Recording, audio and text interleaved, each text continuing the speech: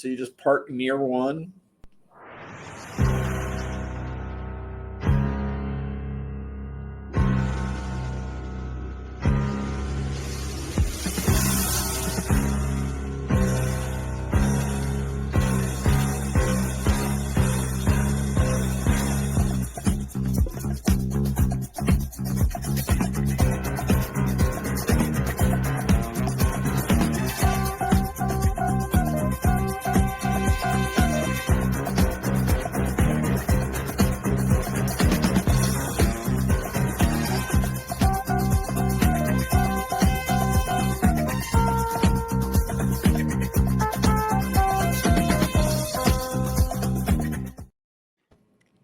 What do you think? We went with a disco Jaws theme this time.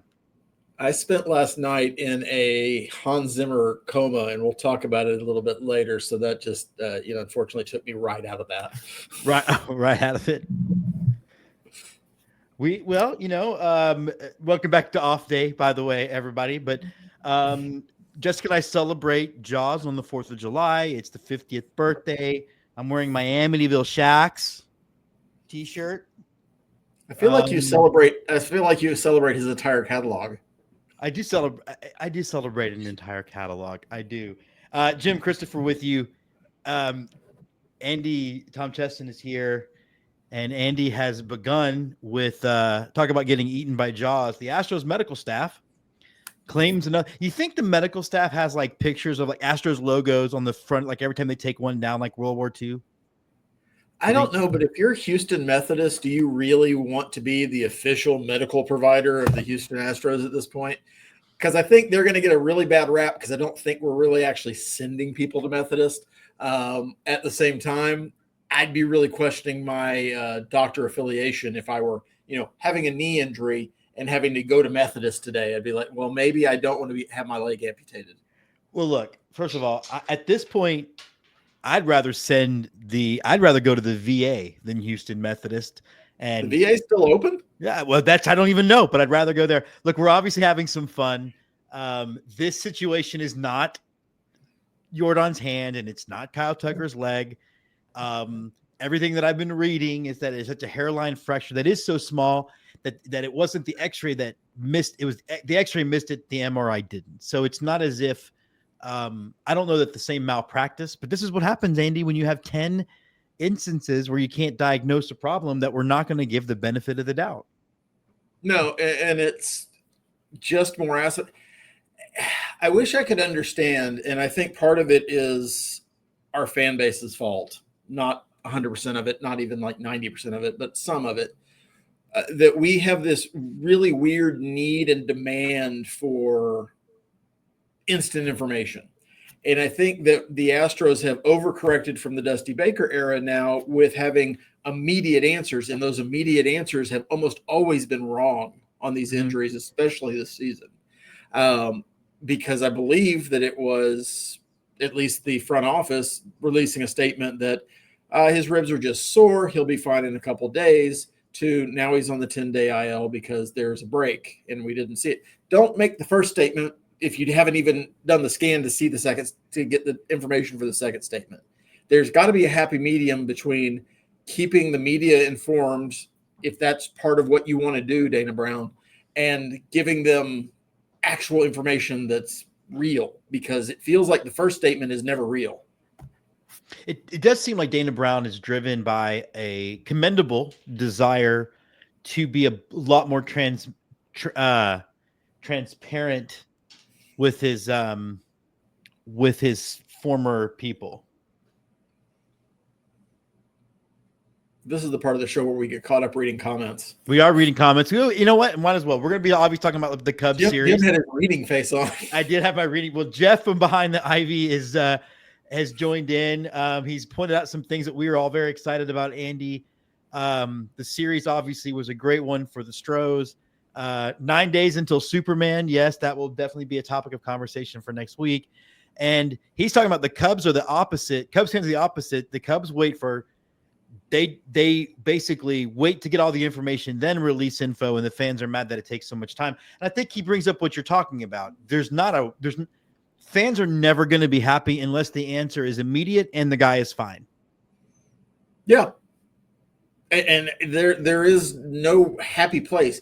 I mean, go to Twitter after we have a 5-1 homestand against two first place clubs and look at how many angry fans there are about something.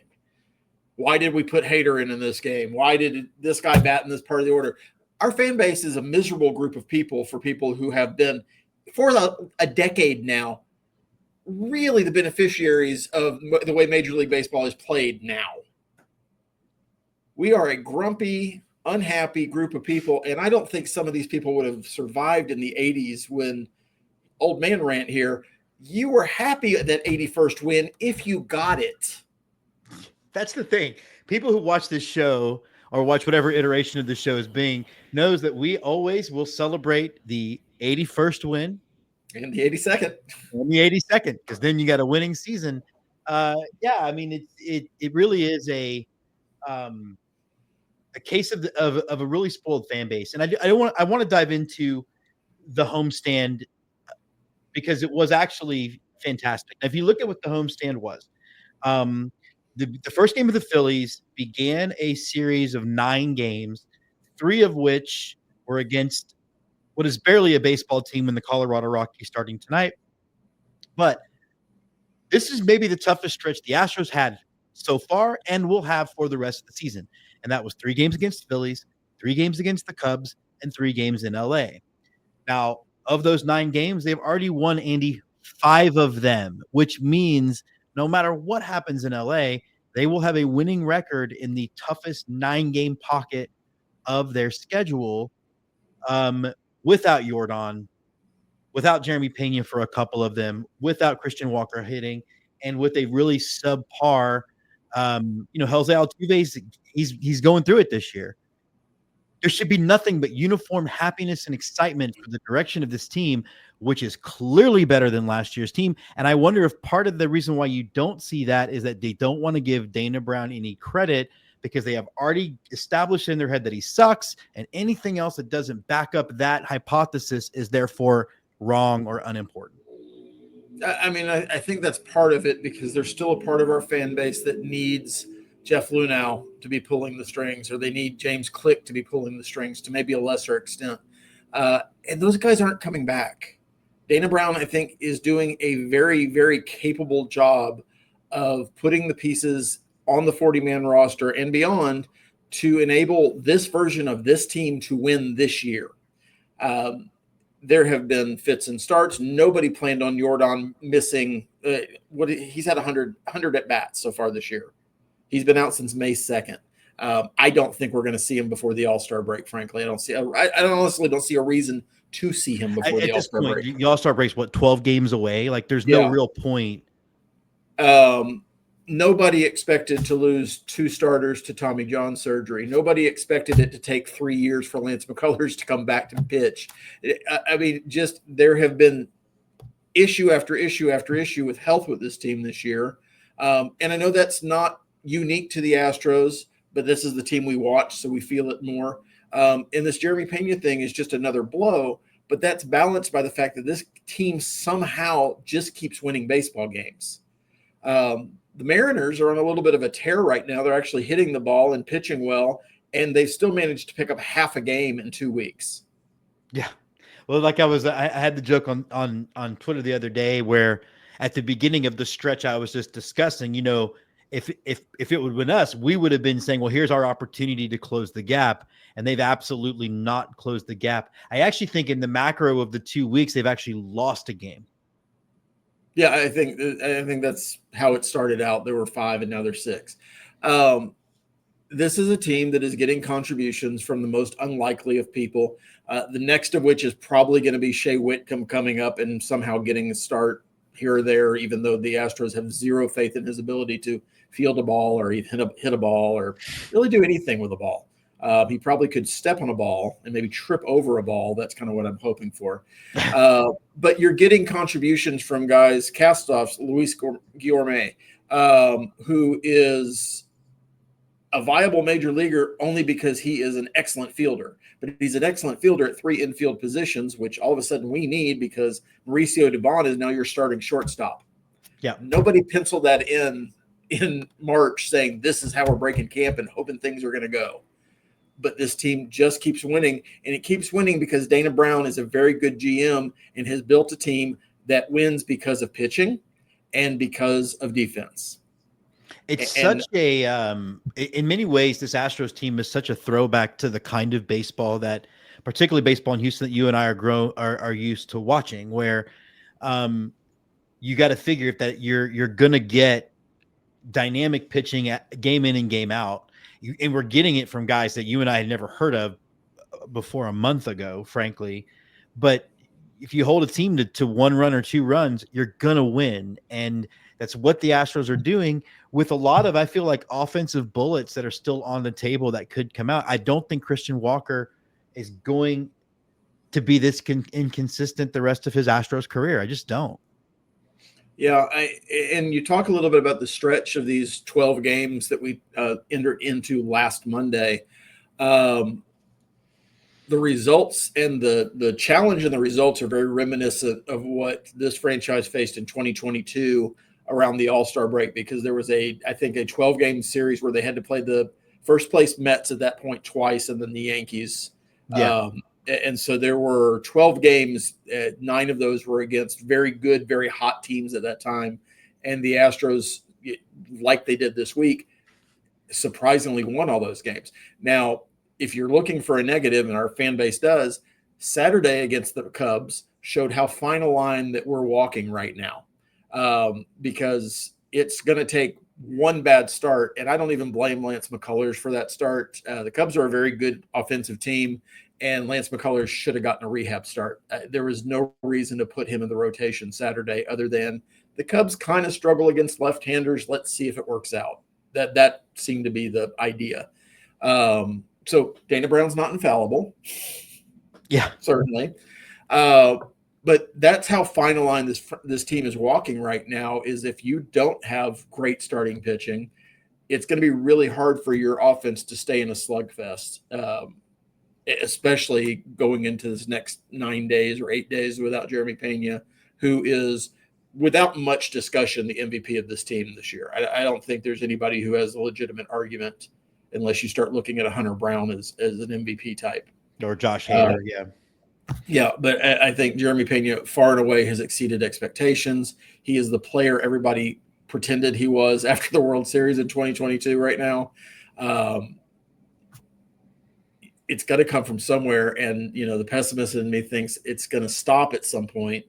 But all season long, I've been expecting the wheels to fall off every time there's another IL placement, and this team just keeps figuring out how to win. Well, let's actually look at some good IL news then, because there is some good news coming. I don't believe you. I know you don't believe me, and you know what? In some ways, I don't believe me, but I feel like I don't think it's incompetence. I do think it's what you said. I think it was the Astros attempts to be transparent, and I do think that like what you had mentioned. And kind of what Jeff was alluding to in his comment, which, by the way, you should be following his network, and he's got a lot of great baseball content. But links below, yeah. Or I message him. I don't know. I don't know how this all works, Jeff. We're gonna get you some followers, but anyway, we promise. Anyway, it's yeah. There's the desire to be fast, which I appreciate. But there are some certain numbers that are looking good for the Astros, but also all of a sudden, names that we thought we wouldn't see are facing hitters and about to be starting rehab starts. You could see Christian Javier by August. You could see Luis Garcia by August.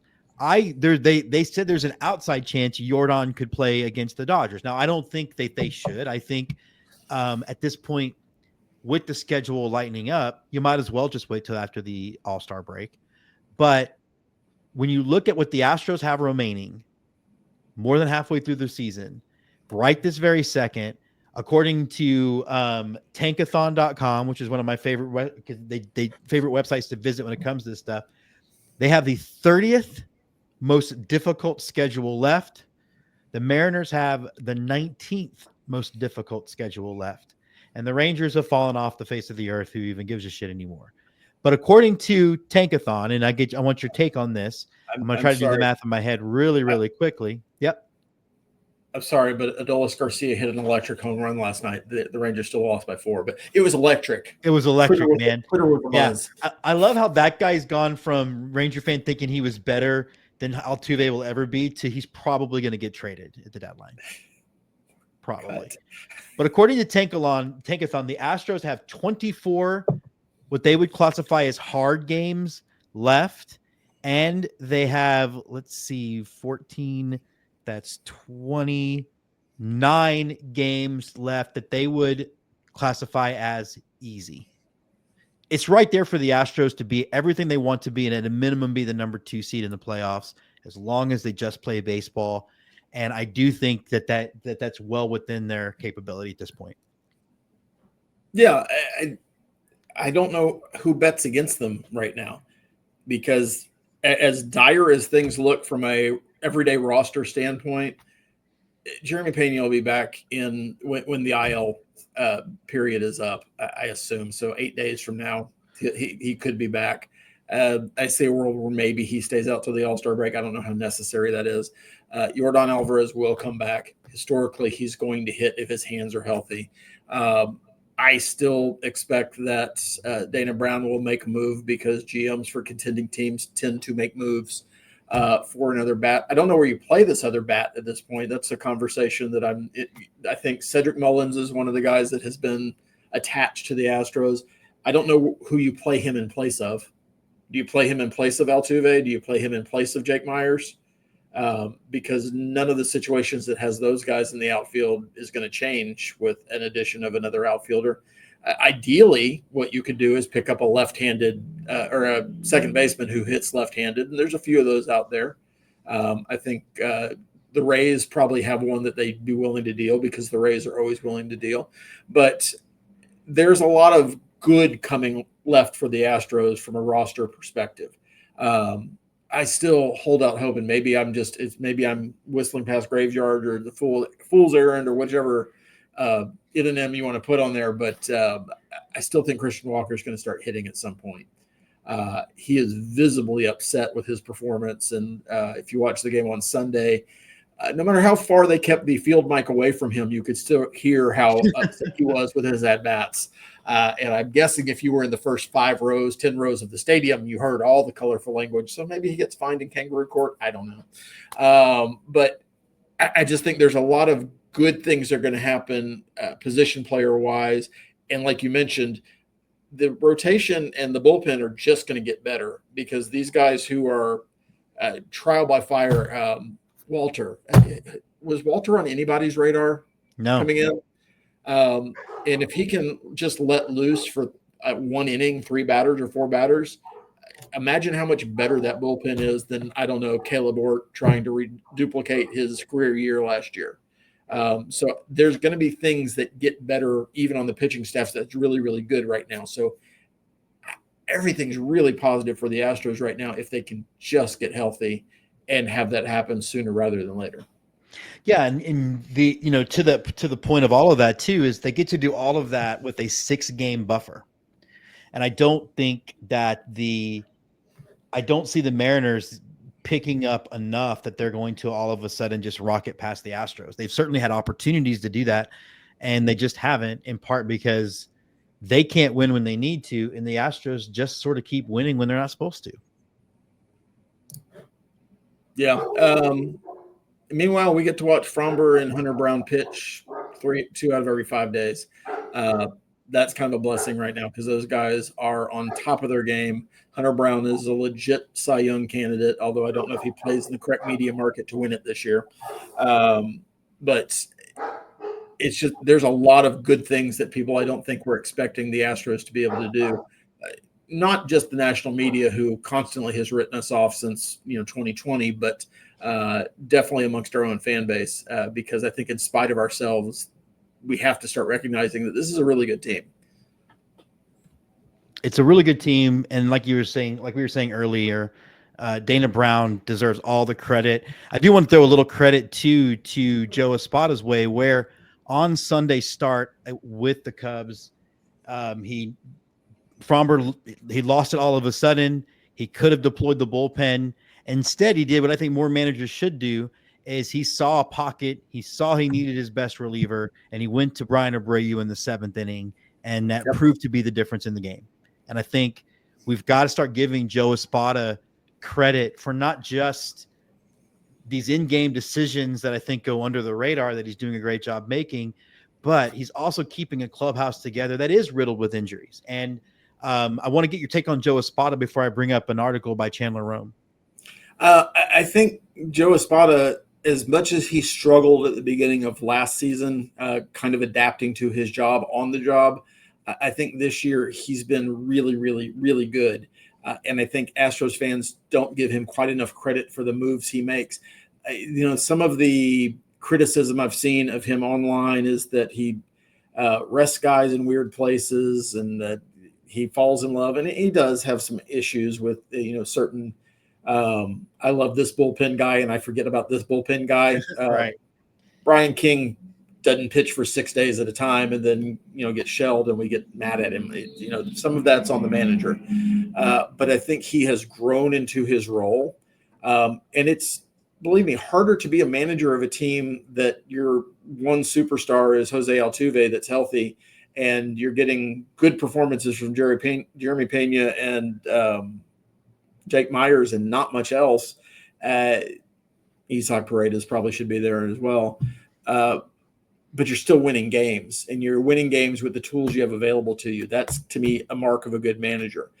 It's a lot easier, and I'm not discounting anything Dusty Baker did in 2022, but it's a lot easier to win when you have a healthy Yordan Alvarez, when you have Alex Bregman, when you have Kyle Tucker all hitting well. That is a team that should win a World Series or at least go deep in the playoffs. That'll be the next test for Espada to see, does he have the chops to get this team to advance through playoff rounds.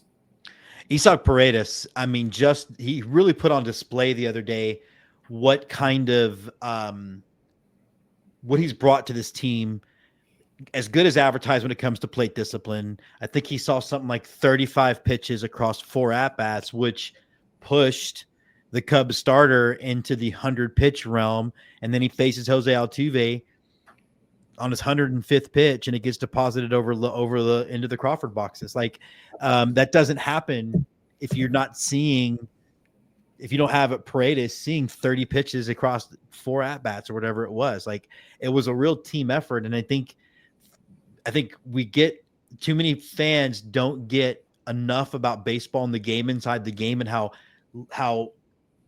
frustrating facing Paredes can be, that you just turn around and leave something up for Altuve and he puts it over the wall. Like, it was a thing of beauty. Well, and that's back to Dana Brown as well.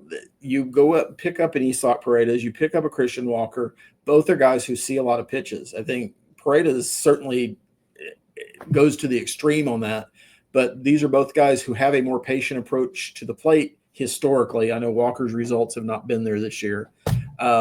But that's something the team needed to do. It was a deficiency last year. We all saw it. We all talked about it as fans and commentators and whatever we are. I don't know what we are. But Dana Brown also saw it and went out and addressed it. And when this team has gone well and this team has been successful in the playoffs, they're wearing out starting pitchers. And I hope that continues throughout the second half of the season. And I hope that Yordan and Walker and some other guys start making these pitchers pay, because what was the Sunday starter Trillion on that 105th pitch? Honestly, he should have been gone a lot sooner than that, because we should have made him pay for some of those earlier things. Yeah.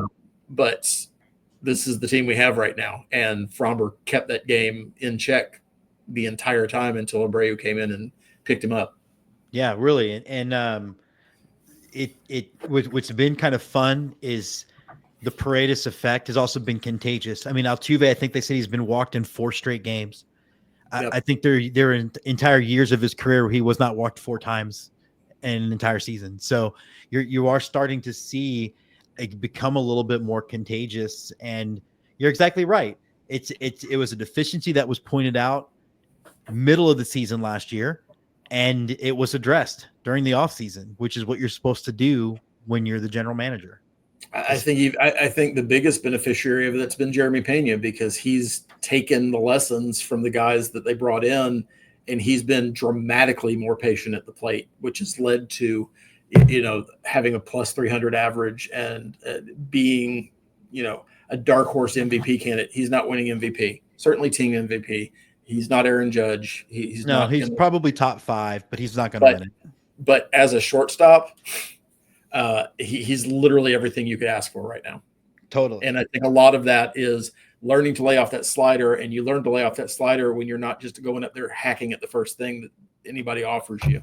And that's been the biggest piece of growth. And I attribute that to having guys like Paredes and Walker on the roster who can show him a different way. Well, and what about Yonyer Diaz, knowing he was going to get a breaking ball with 2 runners on, and instead of swinging at it in the dirt, he handled it and again put it over the Crawford box. Like, it does seem like it seems like you're starting to really see a ripple effect throughout the way the approach is changing, and it's benefiting everybody. Yeah, I'm not as high on Yonyer as a lot of our fan base is and has been. I don't think he is a 30 home run guy necessarily, like people were saying after his rookie year. And in a lot of ways, numbers wise, he's about the same player as Christian Walker right now. But it's a lot cheaper for him to be that way than Christian Walker is to be that way. Right. So I don't think he gets quite as much grief, but there are signs where he flashes. And I think that's the tempting thing about him, is that there'll be, a week here where he just puts it all together and looks incredible. And that'll fall off the table a little bit. And so the consistency is something you hope to see. He's still pretty young from a baseball playing perspective and from a major league experience perspective. There were a lot of us, I'll include myself on this, who were willing to sell on Jeremy Pena at some point last year as well, because it looked like that progress was never going to come. So maybe a lesson to some of us who were a little more critical to have a little bit more patience with the guys on the major league roster, because the Astros certainly seem to be. Well, Chandler Rome had a really good piece the other day, and it forced me to. I really hate that Chandler Rome has blocked me, by the way, because I think I want to tell him I think he's doing such a good job since he moved to the Athletic. He's on Blue Sky, so you can communicate with him there. Oh, I got it. Yeah, I keep forgetting I'm on Blue Sky too. But I'm not blocked on Blue Sky. I am blocked on Twitter. Yeah, maybe I'll reach out to him. But no, and he even forced me to make a basketball reference, because he was talking about this like consistent culture. And I compared it to you in San Antonio, Tim, on Twitter, that it reminded me, at least what I saw from a distance when I was living in San Antonio, what those Spurs teams were like, where, it doesn't matter how big the superstar is. Everybody that comes in is treated with respect and with value. And I think that a lot of our fans want to wave that away as like bleeding heart, liberal bullshit, touchy-feely stuff. Who cares? Play baseball. But in a game like baseball, where so much of it's between your ears, and it's 6 months living with these guys, that's one of the most important things you can do. And the Astros have seemed to have it to the point where it really shouldn't surprise us that they've stayed competitive, even when the players on the team are not clearly they're all superstars like they were in 22 and before. Well, and I think we've had a couple of eras where the clubhouse culture has been the driving force. And I think that one of the things our fans like to discount, because the past is, so far away. And for a lot of our fans, it was before they were born. But Bagwell and Biggio ran a clubhouse where guys came in and you knew you put a certain level of work in, and you knew you did things a certain way. And that led to a lot of winning. It did not lead to winning a World Series. So I know we just discount the whole thing, but this clubhouse has a very similar culture. And if you look at all the turnover that has happened since 2015, it's really got to come down to Altuve and guys that pick up on it and carry it through. I think Pena is probably one of those guys at this point. And there's probably a few others, but I think in the article you're talking about, Isaac Paredes talked about how difficult it has been to come in other clubhouses and have to assimilate. And this clubhouse he didn't have to change anything about himself. It was more about if you work hard and do things the right way, you can be whoever you need to be, which I guess is why he's wearing all yellow. I haven't followed up on that. And I think Dubon's wearing yellow too. No, Which I thought that Sunshine was Kids. I'm going to just mentally, it's Sunshine Kids. yeah. But no, I mean you're right. That was the part I was referring to as well. Is he even talked about how like he was even then extra nervous to come into this particular clubhouse because of how good everybody has been and because of the standard of winning. And I think Christian Walker, to your point earlier, is putting a lot of pressure on himself because of that. But the story about how Altuve will basically make sure he goes and sits with all the new players for 30 minutes and just hangs out. Imagine what that means to a kid that just come up and all of a sudden you're being treated like a normal human by the greatest Astro of all time. Like it's gotta be something that really does keep this positive momentum going.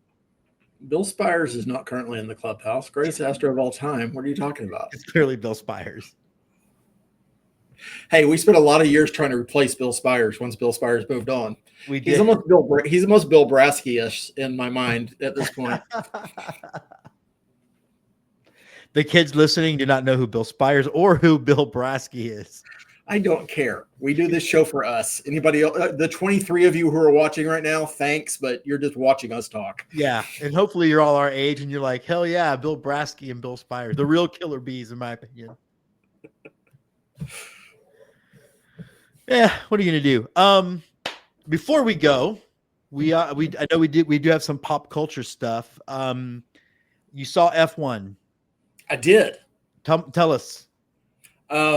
I have no love for car racing, so I'll just put that right out there. I'm sure it's a skill, and I know they're athletes, and there's a lot of stuff. Skill. But I will give you the special bias that most of us growing up in Houston have. I drive on 610 every day. You don't impress me. Yeah. At speeds that aren't part of the limit and with reckless abandon. And yeah, we bump and rub and do all the things. I got brought back to and if you don't like Jerry Bruckheimer movies, this is not going to be for you. But if you can put yourself in the place of needing a Bruckheimer Zimmer production that is just very 90s movie fun. It is formulaic. You know exactly what's going to happen. There's a couple of, oh my God, that's a twist and turn. It's not really a twist. It's all like in the first scene, they talk about what's going to happen in the first act. Everything that you need to know is going to happen is going to happen. It is Brad Pitt being his Brad Pittiest, which I'm a fan of. I'm here for it. Yeah. I mean, if you liked Ocean's 11, if you like that guy, he's just playing himself. And I'm convinced that's what he's doing here. And if this is the Brad Pitt that actually exists in the world, I want to hang out with this guy. But it's a fun. It's hard these days to have fun at a movie. It is not a high stakes film. It is not, I don't think, going to be a franchise, although I'm sure they'll try to crank out another one because that's what Hollywood does these days. But it was fun, and it was very much a throwback to those. It was a throwback to Days of Thunder in a lot of ways. Yeah, so that another Bruckheimer movie, which Days was the first Bruckheimer Zimmer collaboration. I found that out this morning. But the Hans Zimmer soundtrack is all over the place. The rock and roll music that they use for bumpers and intros, great, well placed. The action's fantastic. Again, I don't have this great admiration of people who drive cars for a living. And maybe I should, but the special effects, the driving scenes, the racing scenes, the crashes, spoiler alert, yep, there's crashes. Your favorite character might get hurt. No. But I bet he stages a comeback. As long as his girlfriend's head stays on her shoulders and not in a box, I'm okay. Yeah. Speaking of the girlfriend, even that was probably the weakest part of the movie to me, was the romantic interest that you could have easily deleted from the film and it wouldn't have changed anything. It just, all of it was fun. All of it worked. I'd be willing to go see it again, and I would highly recommend seeing it on a large format screen because the action parts of it, as you would expect with a Jerry Bruckheimer movie, are really, really, really well done. I'm so like everybody else in Austin, I started paying a lot more attention to F1 once we got the race, and I've never really I never really liked NASCAR, but we did grow up in Houston. AJ Foyt, like I went to the Indy 500 museum, and he's all over that thing. I am randomly related to AJ Foyt, so you maybe as well. What? Yeah, I can hear Jessica's Jessica has this theory that you and I think we're related to everybody. Okay. No, I actually am. I can point it out. I'm related to AJ Foyt. It's not thoughts. The Polish people like to bang. I don't know what to tell you. They're just all over the place. But Catholics, no birth control. Yeah. Hello, with the rhythm method, and it doesn't matter. The rhythm is nice, but there is no method. Hey, so one of the things I'm going to tell you not to do is in fact, Jim's Moving Picture Show is back this week after a hiatus while I was shooting Ballpark Nation, and I'll be doing a Jaws episode. I will be celebrating its 50th, but I did something, Andy, that I had not done in a long time. For as much as I revisit Jaws and I revisit everything about it, I had not read the book since it was my extra reading in Miss Mercado's class and at St. Ambrose my 8th grade year. Oh, the catfish. Yeah, the catfish. I wish I got in trouble for underlining the word shit because I thought it was super cool that I had a book that said shit in it. The book is bad. And I wanted to dive into part of how I didn't how it even, like, I'm surprised it got adapted. And what happened is it got adapted at a time in Hollywood where they had basically bought the rights to the book and started making the movie before the book came out. So there was this sort of just give us an outline, we'll start working. Right. None of the characters in the book are likable. There are things that happen in the book that happen in the movie. Ellen Brody seduces Matt Hooper in a very physically uncomfortable chapter. It's all very different. Don't waste your time. Just watch the movie again if you're feeling froggy.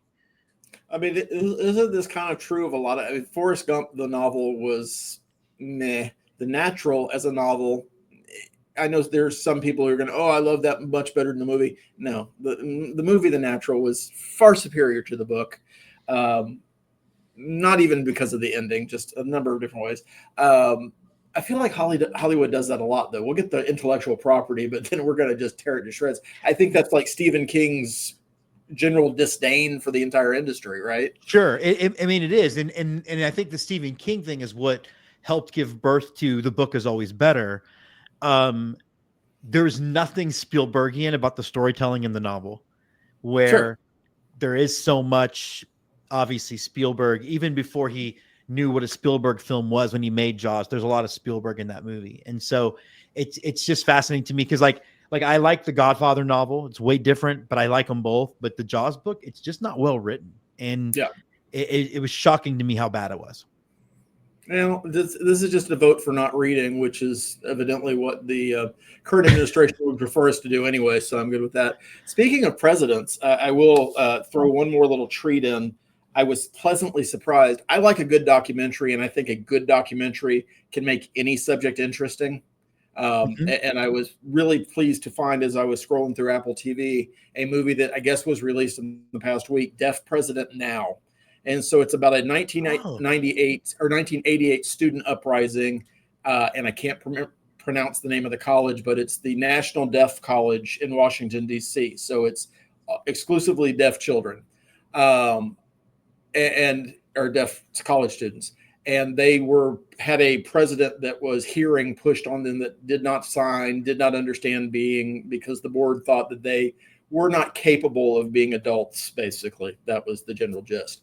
And it's about an hour and a half long, but it's a really well done documentary from the point of view of the students who were protesting in 1988, which means they're approximately our age, within a decade or so. Yeah. But it's just a really well done, kind of feel good, if you like, people standing up for themselves type stories. It's worth it. It's worth 90 minutes of your time. I will say that. But I was pleasantly surprised to find a good one. Well, I saw the trailer for that, so I definitely wanted to check it out. I'm glad that you saw it. I also saw the trailer for Bono's got a new, I don't know if you'd call it a documentary, almost kind of a one-man show kind of thing, but it looks like it's the kind of thing that's going to leave you in tears and incapable of doing anything but listening to U2 for a week. So I kind of get that way a lot anyway. I have those weeks. Yeah, Yeah. I already have those weeks anyway. Matter of fact, I But think I have one scheduled for next week, so I just might as well see it then and just steer into it. what I will say is one other documentary that Jessica and I did watch, and we started calling it "Fuck Around and Find Out" the movie, and it was the documentary about the Titan that went down to the Titanic, Yes. and if you haven't seen it, it is exactly why the level of ego and hubris on this guy to tell them this was not going to work, and he just fired people and sued them, which is similar to what people do now, I guess. So I don't know. Did it go into why the media kept saying, "Oh, they're just missing for like a long period of time when they clearly were dead"? They touched on it. They do touch on that a little bit because there were they were hearing satellite bounces of like sounds of that they thought could have been them, and then they thought if the weird thing is they should have known it was a hull breach and they would have been dead instantly because the hulls never really passed inspection. I would have to check the timeline, but I'm pretty sure what they heard was like Dory and Nemo looking for Nemo's dad, or dad looking for Nemo. So that may have been kind of you heard sounds, but it wasn't the sounds you thought it was. The hubris of that whole thing is probably worth a whole 30-minute episode on this show. I'm pretty excited about playing the Rockies with the Sugarland Space Cowboys roster this week. I am too. And look, that brings me up to another thing. And I know we're a little over time, so you let me know when you have to go. But everybody wants Bryce Matthews. There's a reason why Bryce Matthews is not coming up, Andy. And it's because his numbers are skewed by being in the PCL. I don't have the same feeling about Bryce Matthews as I have about Shea Whitcomb, because I think that Matthews has more tools to work with. And I think Whitcomb is just a top 10 prospect because the Astros, frankly, just don't have 10 guys that are worth anything. But I think the simplest answer is sometimes true. Whitcomb's already on the 40-man roster. He is technically an infielder. We just lost an infielder for 10 days, so that feels like the easiest thing to do. Now, Dana Brown has absolutely sometimes done the not easiest thing to do, but Cam Smith. You've got a lot of things, a lot of guys that are on 60-day DL or IL assignments right now who are potentially coming off. So there are a lot of GME numbers that have to work out for a 40-man roster move to make, not to mention the least of which is figuring out a guy to get rid of, which I don't know the Astros are in a position to do at this point. So I kind of feel like when they make the corresponding move announcement later today, it's going to be Shea Whitcomb being called up. I don't expect that he's going to play much because he hasn't played much the last 2 or 3 times that he's called up. And when he does, he tends to take an iron somehow to the baseball and knock it farther away from him than it's supposed to. And that's not what you do on defense. Remember when the game he got to play at the end of the year last year, and you think he had like 3 errors in 1 inning? Oh, no, it was 4. It was 4 errors. But Andy, like that. But that, to your point, does that give you any kind of look? To me, I'm not worried about. For as much as I made the joke about Jeremy Pena has a heart transplant incoming, like I'm not that worried about the broken rib. From what I understand, it's a minor crack, and a lot of that's going to be pain tolerance. Yeah, as much as it's anything. But does that tell you if they're not going? All right, let's bring up our best prospect at those positions. It tells you something about how concerned they really are.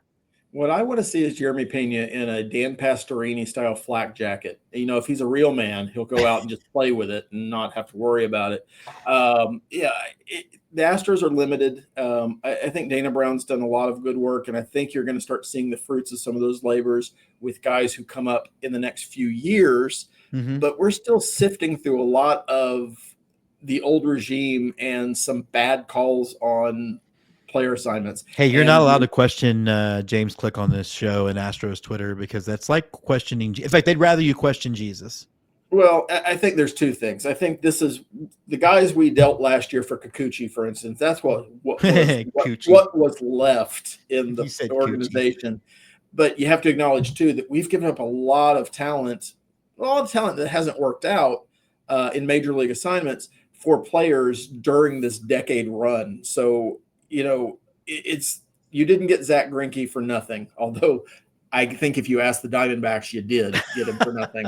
I think that the Blue Jays, if they're pressed, maybe Jake Bloss works out after he gets back from surgery, but Loperfido and Wagner haven't exactly been tearing up the league in either of the leagues they played in this year.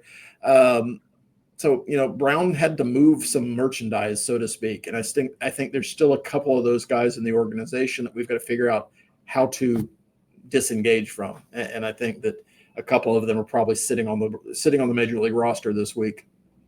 One of the things, though, that you bring up another reason why, particularly this run that we're on in 2025, is that much more special. Because when we talked at the beginning of the year, we looked at all of the things. We looked at, a couple of bad contracts made by Jim Crane, right? We're still paying Montero. We're still paying Abreu. The Lance McCullers deal isn't great just because he's been banged up. But also, like you said, we've been trading guys for this 10-year run. If there was going to be a year where all that kind of came to a head and there was a step back, it was going to be this year, because next year so much of that salary comes off. You're starting to seeing some of the guys that Dana Brown has identified play. And I was reading again in Chandler's article that Dana Brown apparently scouted Cam Smith, even though we weren't going to draft him, and said that guy's going to be a player, but not at third base. Like, he already could tell. Like, I'm not analytics guy, but and to bring that argument back up, but I also am not anti a guy who's been watching baseball for 30 years being able to tell me what a baseball player looks like. Yeah, and evaluation is full of hits and misses. It just is. Look at my first wife. I evaluated and I came up short. I don't think you can evaluate fairly while you're in military service and probably drinking heavily to numb the pain. I just think those are factors that would, there were elements you're saying is what you're saying. Okay. Sure. I think anybody expecting their general manager to bat 1,000 is fooling themselves. And I think anybody who cannot also see that for every failure you have, there might be 2 or 3 successes is a pretty good ratio. And that's where Brown is headed. He's not there yet. It's an unfinished product, but he had a aging major league roster.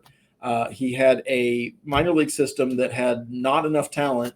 And he was basically commanded or challenged with, if you want this job, you have to stay competitive. And by competitive, I mean being a playoff team in Major League Baseball almost every year. And you have to rebuild the farm system and do that simultaneously. And there's not a lot of guys that can do that. And I think Brown is on the right path. That book is yet to be finished. He could completely fall on his face, but I think the early returns are good on that. And it irritates me sometimes when our fan base can't allow them to see that happening. I mean, that's the thing is we can't have nice things. I think the other thing to remember too is what Jake Kaplan used to remind me all the time, and what you also remind me all the time, is that Twitter is not real life. And we see the 9 or 10 idiots, and I jump into it too, and I pop off at them and whatever. But I think most Astros fans would take the season we're having so far if you had said, hey, in March, here's your situation at the All-Star break or just before, you're going to be 6 games up on Seattle and have one of the best records in baseball. Would you take it? The answer would be yes every time. But Kyle Tucker, he had a home run. He had a good game Saturday. He had a good game Saturday. He did have a good game. You know what? Good for him. I think the last thing before we go then is just a shout out of classiness to the Astros, though. When Presley came in the situation, the game was out of hand and whatever, but playing God's going to cut you down when he walked in is the ultimate class move. I'm sure there was also some Machiavellian of maybe we'll get him super emotional and then that really only worked on Charlie Morton. It really did. Yeah, we really did blow up Charlie Morton. I do kind of think the whole video thing is very nice, but I also think that it's a little bit, if we can get competitive advantage for at least this game, I'm good with making a video. Yeah, they don't cost a lot to produce. But shout out to the video editor, though, of telling that story of Presley and Tucker being the last out of that World Series together. Was, as an editor, that was fantastic. Hey, fans of other franchises, you don't want to hear it, but the Astros are a class organization, and it is why guys rave about the clubhouse and rave about the organization while they're there. Even the guys who leave because there's more money elsewhere never have a bad thing to say about the franchise, the ownership, or the management. And maybe Astros fans should kind of start taking that to heart as well. Well, you can tell that by how everybody gives out Tuve the bird when he gets on base. Oh, wait a minute, that's not what happens. They don't do that at all. All right, Andy, for you, I'm me. We are out of here. We're gonna be back next week. I'm not sure what day because I'll be traveling to San Diego to cover the Padres for Ballpark Nation. But you and I, Andy, get to see Superman next week. I think you're going earlier than I am, but yes, it's happening.